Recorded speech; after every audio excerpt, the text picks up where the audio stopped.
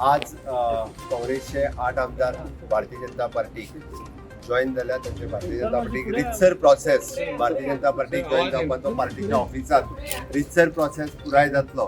म्हणजे हांव बाब मायकल लोबो, दिगंबर कामत आणि त्यांच्या बरोबर आयिल्ले बाकी सगळे जाण हे देशाच्या माननीय पंतप्रधान नरेंद्र मोदीजी हांचे विजन जे आसा नवभारत निर्माण करप आणि गोंयच्या विकासा खातीर ते म्हणजे सरकारात ते आयल्या आणि त्यांनी सपोर्ट केला. हांव तांचे सगळ्यांचे स्वागत करता आणि निश्चितच म्हाका सांगपाक खूब खोस भोगता.